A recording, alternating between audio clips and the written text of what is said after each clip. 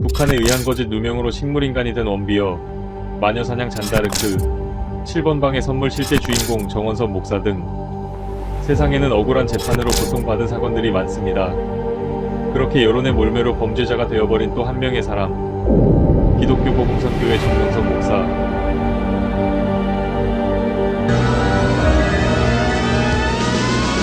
어떻게 해서든지 정명석 목사를 성추문으로 몰고 가고자 의도적으로 편집된 화면들입니다. 그들이 무단으로 복제해간 성교회 측 원본과는 다르게 그들은 여자 회원들이 나오는 장면만을 잘라서 편집했습니다. 열에 하나씩을 제물을 드리는 그런 옛시대의 제물이 아니고 지금은 열에 하나의 생명을 하나님께 드리는 그런 것이 된다면 여러분들 창고가 차고 넘칠 거예요. 오늘 설교 듣고 또 열에 하나 또 전도해야겠어요.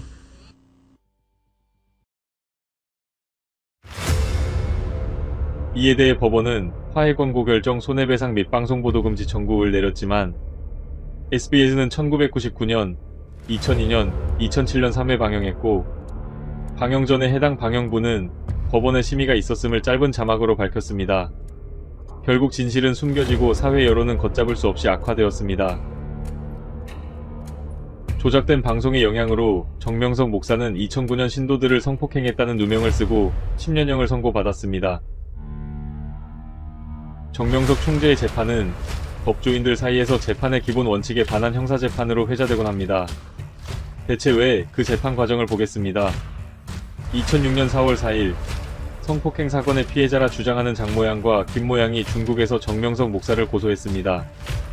성폭행범을 마약사범 같은 중범죄로 생각하는 중국에서 정명석 목사는 10개월간의 모진 조사를 받았습니다.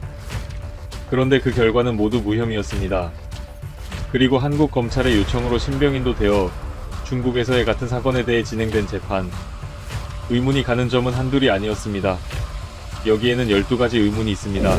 첫째, 성폭행의 흔적이 없다. 2006년 4월 4일 고소일 직후 2명의 여성은 중국 안산시 중심병원에서 진단을 받았습니다. 화엄 검사 결과 정액이 없다. 정상이다. 강간당한 흔적이 없다. 질 입구, 질 내막, 처녀막 및 그 주변에 전혀 손상이 없고 어떠한 형태로도 성폭행의 흔적을 찾아볼 수 없다. 국립과학수사연구소의 정액검사 결과 음성 반응. 그러나 법정에서는 모두 채택되지 않았습니다. 검진 결과를 인정하지 않은 고소인 김모양은 4월 10일 다시금 경찰병원에서 진료를 받았고 결과는 처음과 달리 열상이 발견되었다라는 의사소견서. 이 열상은 고소인이 주장하는 심각한 파열상이 아니라 피부를 비비거나 자전거를 타는 것으로도 발생할 수 있는 상처라고 당시 진료 담당 의사는 진술했습니다. 둘째, 정식 증거물이 될 수 없는 증거물 채택. 법정에서 정식으로 채택될 수 있는 진료 기록의 3가지 요건. 정식 차트 이유, 환부 사진 이유, 의사 2명 거만입니다. 4월 5일 중국 안산시 중심병원과 4월 8일 한국경찰병원 진단 결과 상처나 흔적이 없다라는 결과가 나왔고 정식 차트, 환부 사진, 의사 2명이 거만한 자료를 모두 제출했습니다. 그러나 피해자 측은 4월 10일 의사 1명이 써준 열상이 발견되었다라는 소견서 하나뿐이었습니다. 그러나 재판에서는 정식 진료 기록이 아닌 이 의사 소견서가 채택되었습니다. 셋째, 의학적으로 납득이 불가한 진술. 김모양은 성폭행 당시 질 속으로 물을 강제로 삽입당하여 복부가 팽창되었다고 자신의 복부 사진을 증거로 제시했습니다. 김모양을 진료한 한국경찰병원 의사는 법정에서 이 부분은 의학적으로 불가능한 것이라고 증언했습니다. 체내 구조상 질경부에 물이 막혀 자궁이나 복부로 들어갈 수 없으므로 복부 팽만이 발생할 수 없습니다. 또한 복부가 팽만할 정도면 사건 다음날 검사 시 복강 내 물이 있어야 하는데 중국 병원의 초음파 소견에는 없는 것으로 나와 있었습니다. 넷째, 피해자 측 주장과 상반되는 CCTV 증거 화면. 피해자 측은 면담 중 심한 성폭행을 당해 걷기가 힘들 정도로 깊은 상처를 입어 하혈을 했다고 증언했습니다. 그러나 사건 당일과 다음날 CCTV를 보면 이 두 피해자는 주장과는 다르게 웃으며 장난치고 있었으며 걸음걸이 또한 전혀 불편해 보이지 않았습니다. 다섯째, 중국 병원 검사 당시 통역관 증언. 사건 당일 중국 공항과 병원에서 중국어 통역을 담당했던 통역관은 한국 재판 중 증인으로 참석했습니다. 검사 후 의사는 김모양은 처녀이고 장모양은 처녀가 아니라고 말했습니다. 의사가 장모양에게 언제 성관계가 있었느냐, 고 물어보자 장 모양이 16, 17세에 당한 적 있다고 했습니다. 의사가 상처가 있고 출혈이 있다는 말을 하였나요? 아닙니다. 의사의 말로는 둘 다 깨끗하다고 했습니다. 의사는 김 모양이 당시 월경 중이었다고 했습니다. 장 모양은 그날 저녁 9시쯤 공안 사무실에서 월경을 했던 것 같습니다. 여섯째, 병원 검사 전과 후로 달라진 김 모양과 장 모양의 진술. 심한 성폭행으로 배가 너무 아프고 하혈을 한다고 진술했던 김 모양과 장 모양은 병원 검사 후 공안 사무실에 돌아와 진술을 달리했습니다. 두 사람 모두 처음에는 피고인 정명석이 음경을 삽입하여 사정했다고 이야기하였고 병원에 다녀온 후로는 말을 바꾸었습니다. 음경 삽입이 없었고 두 사람 모두 사정했는지는 모르겠다는 취지로 진술을 번복하였지요. 일곱째, 불명확한 사진의 출처. 김 모양이 증거자료로 제시한 신체 사진은 촬영 일시, 장소, 촬영자가 표시되어 있지 않았습니다. 이를 확인할 수 있는 객관적인 자료도 없었지만 재판에서 이 사진은 증거로 채택되었습니다. 여덟째, 중국 판결 자료 법정에 제출되지 못한 채 종결. 재판 과정에서 변호인들이 한국 검찰에 중국의 수사 기록을 요구했으나 검찰은 당시에 무슨 이유에선지 내놓지 않았습니다. 또한 본 재판은 이슈화된 사건이었으나 현장 검증 및 거짓말 탐지기 절차 없이 진행됐고 피고인 정명석은 판사의 신문을 재판대에서 받고 피해자들은 별도의 공간에서 재판에 참여합니다. 아홉째, 사법재판인가? 종교재판인가? 평소 선교회를 이단시해왔던 한국기독교총연합회가 청원서를 냈고 판사 중 일부는 기독교 장로, 집사 신분이었습니다. 판결문에는 판결 근거로서 성폭행 사건에 관한 증언 외에도 사실 무근의 JMS 종교교리에 대해 언급합니다. 피고 정명석은 1980년경부터 통일교원리강론 교리를 요약, 인용하여 예수교대한감리회라는 종교단체, 세칭 JMS를 조직하였다. 피고 정명석도 나는 하나님이 보낸 재림예수이고 사람을 축복하거나 저주할 수 있으며 만병을 낫게 할 수 있다고 하는 등 공공연히 스스로를 예수라고 칭하였다. 실제로는 JMS는 공식 명칭으로 사용된 바 없습니다. 또한 기독교 복음선교회에서는 사람은 신이 될 수 없다고 가르칩니다. 10번째, JMS 반대 단체의 개입.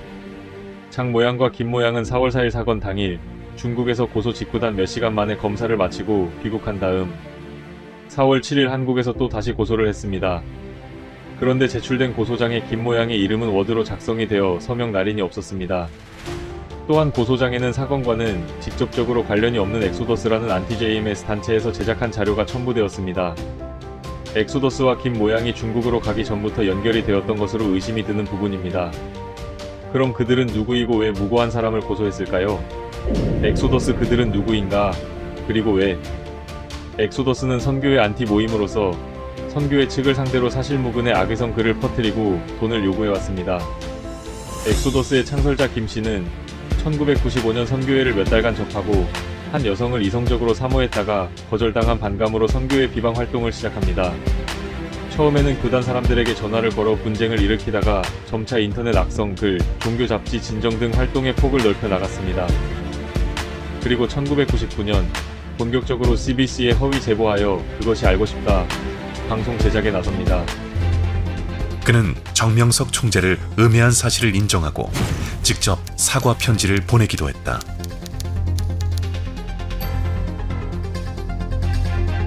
하지만 사과 편지를 쓰면서도 탈퇴자를 선동해 언론에 거짓 제보를 하고 선교회에 돈을 요구하는 이중적인 태도를 취했다. 2005년도 8월 3일 정 총재가 김 씨에게 보낸 답장.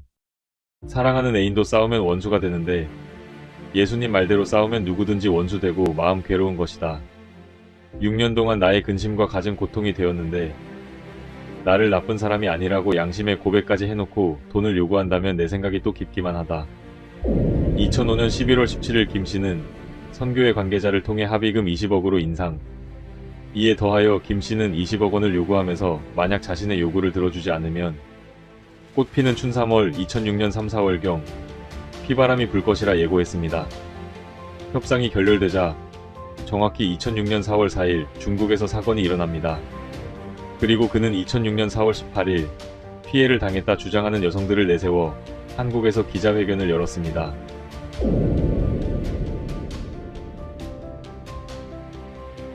정 목사 한국 송환 전 20억을 요구하며 김 씨가 말했습니다.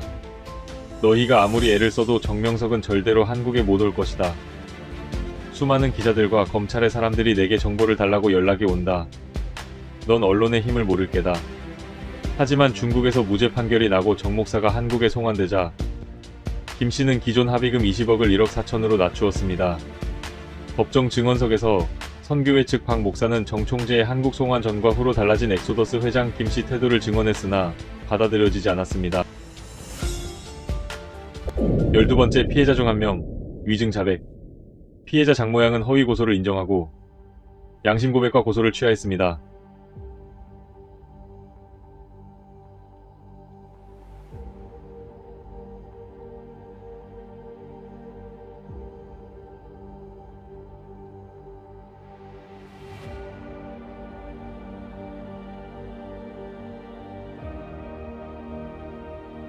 장 모양은 허위 고소 당시 제출했던 증거 자료가 가짜였음을 밝혔습니다.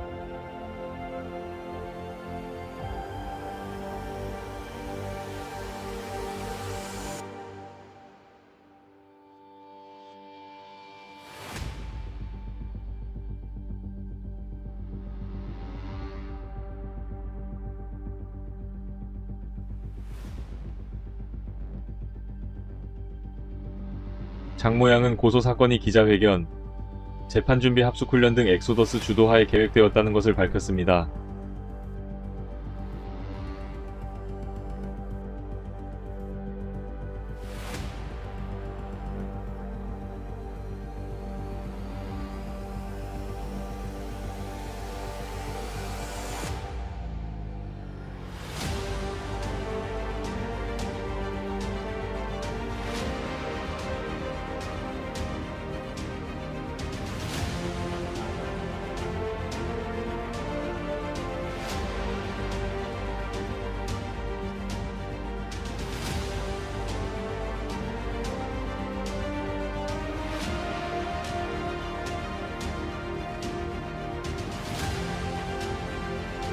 장 모양은 자신과 같이 고소한 김 모양도 강간 등 성폭행을 당한 사실이 전혀 없고 엑소더스 측의 사주에 의하여 허위 고소와 허위 진술을 한 것이라고 밝혔습니다.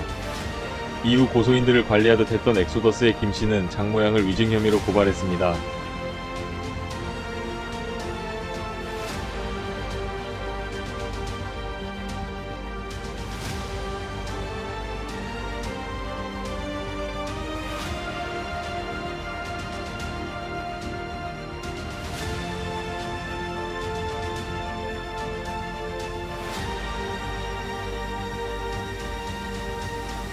결국 판결은 여론에 밀려 모든 증거물이 제외되었고 뚜렷한 증거가 없다는 이유로 법관의 자유심증에 의한 10년형 판결이 내려졌습니다.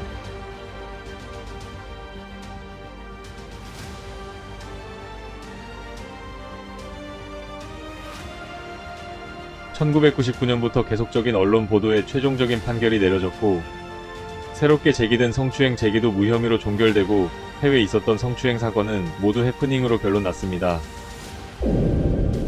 그러나 똑같은 방법으로 피해자 기자회견과 넷플릭스 나는 신이다 영상을 통해 정명석 목사를 죄인으로 만들고 있습니다.